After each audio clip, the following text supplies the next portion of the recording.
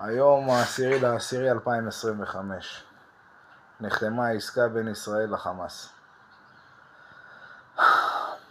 אז מה קורה בסיפור הזה?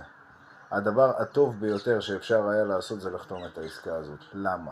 א', חיילים יפסיקו להרג. ב', אין שום כוונה לנצח. אין שום כוונה לנצח כי כל עזה זה חמאס. אם אתה לא מגדיר את המלחמה הזאת בתור כיבוש, גירוש, התיישבות ולקחת להם את האדמה, כל המלחמה פה זה האדמה, הם לא רוצים אותנו באדמה הזאת. אם אתה לא לקחת להם את האדמה הזאת והלכת להתחנף ואתה אומר אנחנו נצא מהרצועה ואנחנו נהיה בשטח כזה ואנחנו נעביר את זה ממחבל A למחבל B והחמאס ייתנו את כל הנשק ויקנאו ואנחנו נקבל 20 חטופים חיים בעוד 28-29 חללים, בתמורה זה בין 2,000 ל-2,500 רוצחים עם דם על הידיים שרצחו משפחות, אלה שרצחו את משפחת פוגל עם סכינים, תינוקות, שחטו את כל אלה, זה 2,000-2,500 סינוארים, מחזירים אותם לרצועה, פותחים את כל המעברים ואומרים שזהו, עכשיו סוף סוף Peace in the Middle East.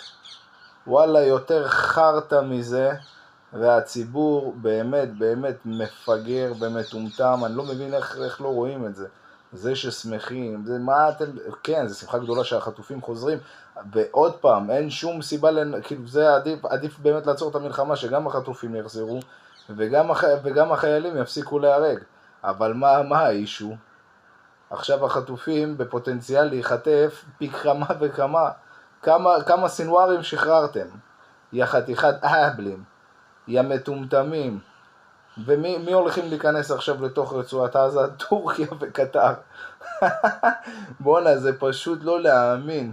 וואלה, לא להאמין. עד כמה חתיכת מפגרים מטומטמים, ואז יגידו, לא, אנחנו לא יודעים את כל ההסכם, לא מבינים בהסכמים.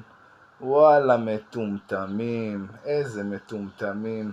כולם שמחים, צועלים. השם ישמור, אני רועד מפחד. השם ישמור, איפה? הכל הפוך.